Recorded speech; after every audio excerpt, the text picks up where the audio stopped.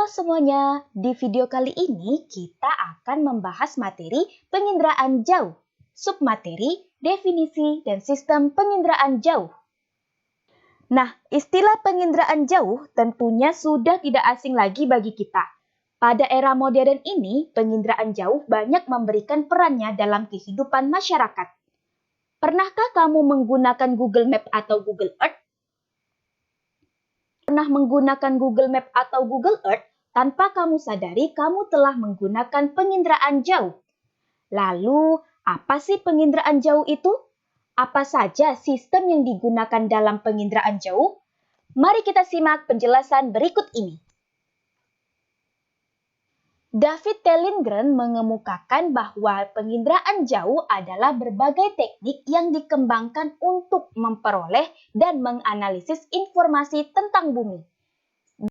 Kemudian, Lilienthal mengemukakan bahwa penginderaan jauh adalah ilmu dan seni untuk memperoleh informasi tentang suatu objek, daerah, atau fenomena yang dikaji melalui analisis data yang diperoleh dengan alat tanpa kontak langsung dengan objek, daerah, atau fenomena yang dikaji. Berdasarkan pendapat ahli tersebut, dapat disimpulkan bahwa penginderaan jauh adalah ilmu, seni, dan teknik untuk merekam suatu benda, gejala, dan area muka bumi dari jarak jauh tanpa kontak langsung dengan objek tersebut. Selanjutnya, sistem penginderaan jauh. Coba kita perhatikan gambar berikut ini. Gambar ini menunjukkan sistem penginderaan jauh yang tersusun atas berbagai komponen. Sebagai suatu sistem, komponen-komponen tersebut menjadi satu kesatuan. Jika salah satu komponen tidak berjalan sesuai fungsinya, sistem penginderaan jauh tersebut akan terganggu. Nah, untuk memperoleh informasi geosfer melalui penginderaan jauh didukung oleh berbagai komponen. Menurut Sutanto, komponen penginderaan jauh meliputi sumber tenaga, atmosfer, interaksi dengan objek, sensor, perolehan data, dan pengguna data. Yang pertama, sumber tenaga. Kegiatan penginderaan jauh bertujuan untuk mengetahui gambaran objek permukaan bumi yang direkam oleh sensor. Agar dapat direkam dengan baik, penginderaan jauh melibatkan sumber tenaga atau cahaya yang dipantulkan oleh objek menuju sensor. Sumber tenaga yang digunakan dalam sistem penginderaan jauh berupa sumber tenaga aktif dan sumber tenaga pasif. Sumber tenaga aktif menggunakan tenaga buatan manusia, contohnya cahaya buatan dari lampu blitz. Sistem aktif ini umumnya digunakan untuk merekam objek pada malam hari. Sedangkan sumber tenaga pasif diperoleh dari sinar matahari sehingga membentuk sistem pasif. Untuk sistem penginderaan jauh pasif yang mengandalkan sinar matahari, kualitas gambaran yang didapat sangat bergantung pada waktu penyinaran, kondisi cuaca, serta permukaan bumi yang memantulkan cahaya. Nah, komponen yang kedua adalah atmosfer. Atmosfer berfungsi meneruskan cahaya atau gelombang elektromagnetik sehingga objek dapat memantulkannya kembali ke sensor.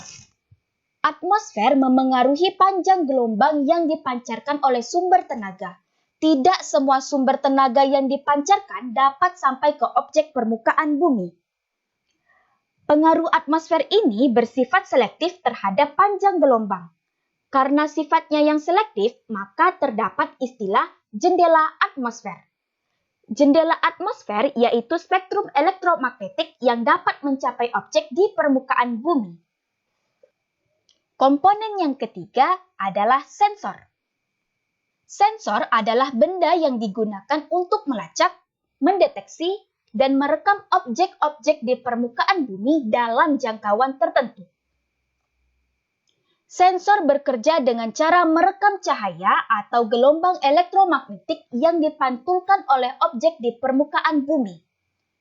Alat yang digunakan untuk membawa alat sensor disebut wahana. Wahana yang digunakan seperti balon udara, pesawat terbang, dan satelit. Saat ini sudah dikembangkan perekam objek menggunakan pesawat kecil tanpa awak yang dikenal dengan drone. Nah, berdasarkan proses perekamannya, sensor dibedakan menjadi dua, yaitu sensor fotografik dan sensor elektronik. Sensor fotografik merekam objek melalui proses kimiawi. Sensor ini akan menghasilkan foto. Sensor yang dipasang pada pesawat menghasilkan citra foto udara. Sensor yang dipasang pada satelit menghasilkan citra satelit. Yang kedua, sensor elektronik. Sensor elektronik menggunakan tenaga elektrik dalam bentuk sinyal. Sinyal elektrik ini direkam dalam pita magnetik yang kemudian dapat diproses menjadi data visual dan data digital dengan menggunakan komputer yang kemudian lebih dikenal dengan sebutan citra. Komponen yang keempat, interaksi dengan objek. Objek adalah sesuatu yang menjadi sasaran dalam penginderaan jauh. Objek ini meliputi atmosfer, biosfer, hidrosfer, dan litosfer. Setiap objek yang ada di permukaan bumi memiliki karakteristik tersendiri dalam memancarkan atau memantulkan tenaga ke sensor. Objek yang banyak memantulkan cahaya akan terlihat lebih gelap, sedangkan objek yang banyak menyerap cahaya akan terlihat lebih cerah. Nah, coba kita perhatikan gambar citra berikut ini. Pada citra, air dan tumbuhan terlihat lebih gelap. Ini karena air dan tumbuhan lebih banyak memantulkan cahaya dan sedikit menyerap cahaya, sehingga pada citra akan terlihat lebih gelap. Sedangkan atap bangunan berupa pabrik dan perumahan akan terlihat lebih cerah.